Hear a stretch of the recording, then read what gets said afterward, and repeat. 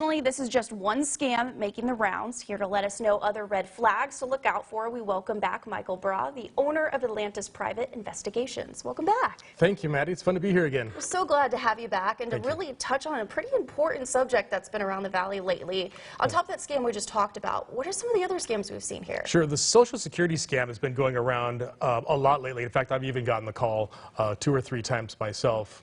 But the newest one on the market is what's called the Publishers Clearinghouse scam. Okay. Now, it's kind of based on, there was one called the grandfather scam that came around for a while where someone would call up and ask to speak for, we asked to speak to the grandfather. Mm-hmm. It would pose as either a grandchild or an adult relative. And then they would try to convince the person, usually an elderly person, usually a vulnerable person, sometimes a compromised person, to give them money using the same things that Mr. Enriquez suffered, having to get those cards from Target or from Walgreens and have them transmit money that way. Mm-hmm. That's just awful. The lightest one is this Publishers Clearinghouse scam, which is particularly nasty.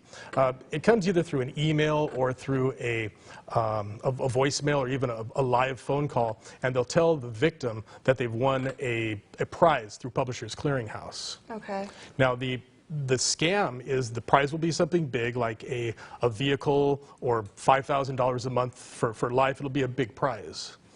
But the catch is, in order to claim the prize, you either have to pay a shipping fee or taxes, and that's kind of how they get you in there.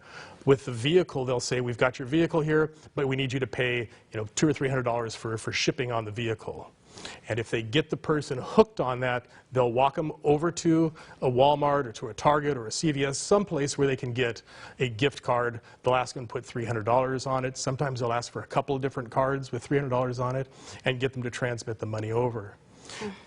If they get you the first time, they won't leave. They'll keep doing it. On the particular one we worked with, after the victim had paid the $300 on this initial gift card, they came back to her and said, I've got something special for you. Today we can give you an upgrade to a Mercedes, but you have to pay the additional tax of $2,500. And of course they stayed with her on the phone, they walked her over to the bank, they convinced her to withdraw another $2,500 and transfer it over. She would have gone farther, except she couldn't get the rest of the money together. They wanted to get another $10,000 from her, but family intervened, called us, and stopped it. It's pretty horrific, some of the things that they do. These, though, are the Social Security scam, the grandparent scam, the Publishers Clearing scam. These are what I call the short cons. They all are unique in the desire to get the money immediately. They want to get a hold of you. They want to get you down to the station as quickly as possible and get the money out right away. More egregious in my mind are what's called the romance scams. Oh no, so like the catfishing. Exactly. Yeah. These are long cons, and there's something else. I've come across 2 different types. One is a social media scam where someone will, for those that don't know, a catfish is a term we use for a fake profile on social media. Someone puts someone else's picture up there, a different name, and oftentimes on social media they'll use a young woman, 20 to 30 years old.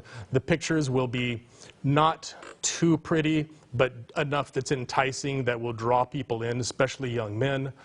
They will oftentimes say that they have a child, especially a young child, trying to draw those people into the vulnerability of the person who is doing the catfishing.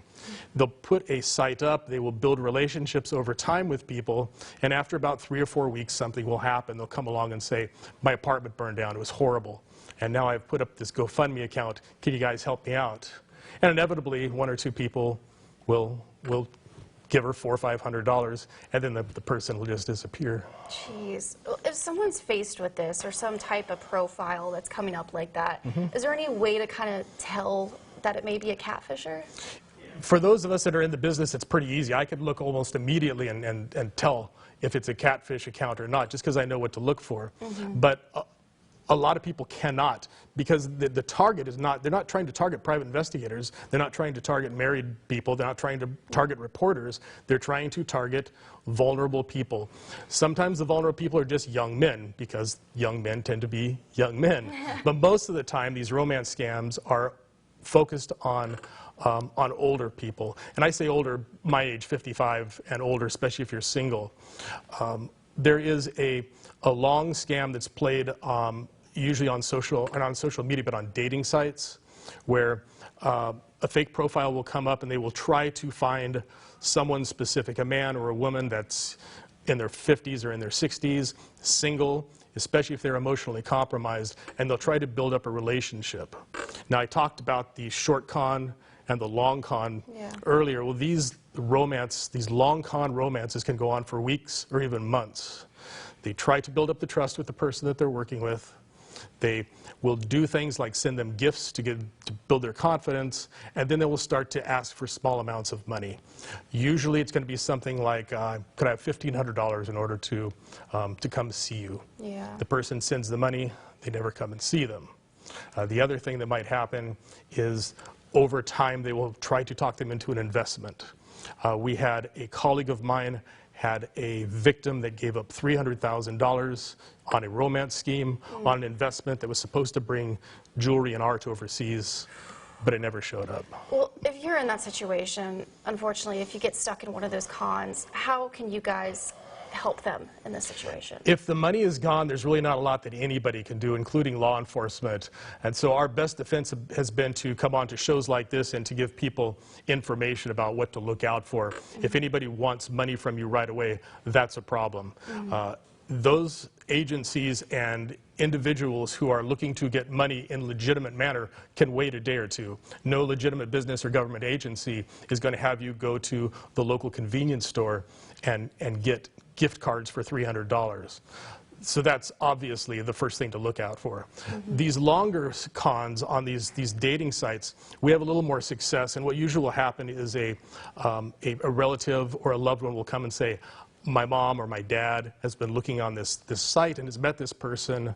We're not so sure about them. Can you check it out? And that's something that we can do, and we can intervene in situations like that. Perfect. Well, we're pretty much out of time, but just really quick, if everyone wants to get into contact with you guys to get some help, can you give them that information? Yeah, sure. AtlantisInvestigations.com on the internet, or you can give us a phone call, 559-478-8220, 559-478-8220. Awesome. Thank you so much. And